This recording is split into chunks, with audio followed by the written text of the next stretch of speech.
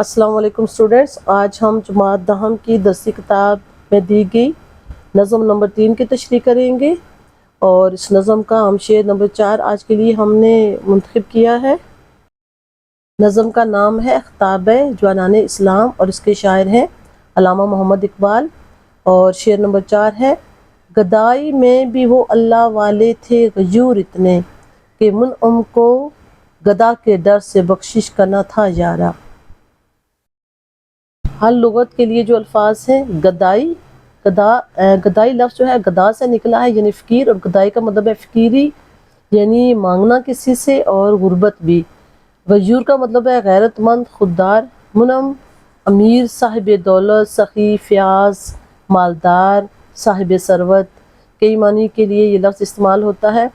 بخشش کا مطلب ہے دینا، کسی کو عطا کرنا۔ یارہ ہمت، قوت، حوصلہ اور جرت بھی اس کے لیے ہم استعمال کر سکتے ہیں، کیونکہ ہمیں جب کسی کے سامنے کچھ کہنے کی جرت نہیں ہوتی تو وہاں کے لیے یہ لفظ استعمال یہ والا معنی بھی ہم استعمال کر سکتے ہیں۔ اب ہم آتے ہیں اس نظم کے مفہوم کی جانب۔ ہمارے اسلاف، آباء و اجداد میں جو غریب اور مفلس،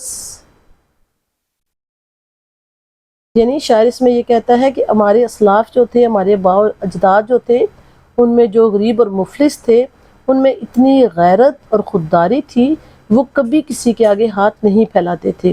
اور اس دور کے امیر اور صاحب ثروت یعنی دولت مند لوگ جو تھے، اگر ان کی مدد کرنا چاہیں تو اس ڈر سے دینے کی جرت نہیں کرتے تھے کہ یہ برا نہ مان جائے، یعنی ان کو مسلمانوں کی غیرت کا اندازہ تھا۔ وہ یہ سمجھتے تھے کہ ان کی خودداری یا ان کی غیرت کو ٹھیس نہ پہنچے، تو وہ اس ڈر سے نہیں دیتے تھے۔ یعنی مسلمانوں کا ایک جاہ و جلال بھی یہاں اقبال دکھا رہے ہیں، اور ساتھ ان کی خودداری کی طرف بھی اشارہ کر رہے ہیں۔ اب ہم آئیں گے اس شعر کی تشریح کی جانب۔ یہ شعر علامہ اقبال کی نظم خطاب جوانان اسلام سے لیا گیا ہے۔ اس شعر میں علامہ محمد اقبال اپنے اسلاف اور اسلامی تاریخ کے ہیروز کی ایک اور خوبی بیان کرتے ہیں کہ ہمارا تعلق ان عظیم لوگوں کی نسل سے ہے کہ جو مفلسی میں تو زندگی انہوں نے گزار دی، مگر کسی کے آگے ہاتھ وہ کبھی نہیں پھیلاتے تھے۔ اور کیونکہ ایک مسلمان کی تربیت میں شامل ہے کہ ہاتھ پھیلانا ہے تو صرف اللہ تعالیٰ کے آگے، اور اپنی محنت کے بعد صرف اللہ پر بھروسہ کرنا ہے۔ لیکن اقبال کو یہ دکھ ہے کہ آج کے نوجوان میں یہ خوبی کیوں نہیں ہے، کیوں وہ محنت اور کوشش سے منہ موڑ کر بیٹھ گیا ہے، اور یہ کہ اس نے نہ صرف یہ کہ محنت اور کوشش چھوڑ دی، بلکہ وہ غیروں کی مدد کے بھروسے بھی بیٹھ گیا ہے۔ تو اقبال نے ایک اور جگہ یہ کہا ہے کہ تھے وہ آبا تمہارے ہی مگر تم کیا ہو، ہاتھ پہ ہاتھ دھرے منتظر فردا ہو، یعنی تم اپنے آباء و اجداد جیسے نہیں ہو، بلکہ بالکل فارغ ہو کر اور ہاتھ کے اوپر ہاتھ رکھ کے تم مستقبل کا انتظار کر رہے ہو کہ کوئی معجزہ ہو جائے گا، تو ایسا نہیں ہونے والا۔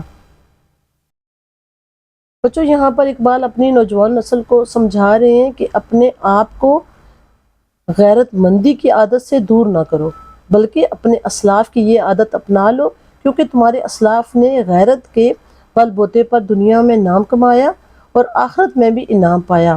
اے میرے نوجوانوں، اصل عزت دنیاوی دولت نہیں، بلکہ اس باطنی غیرت میں ہے جو مسلمانوں کے اندر ہوا کرتی تھی۔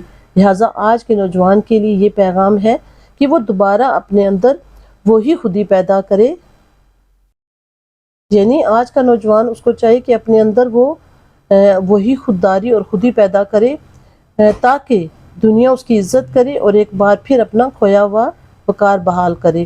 یعنی یہاں پر اس کا مرکزی خیال دیکھا جائے تو اقبال کہتے ہیں کہ جس طریقے سے تمہارے آباء و اجداد غیرت مند، خوددار تھے، تمہیں بھی ویسا ہونا چاہیے، اور اسی راستے پر چل کر جو مقام انہوں نے پایا وہ مقام تمہیں بھی انشاءاللہ ملے گا۔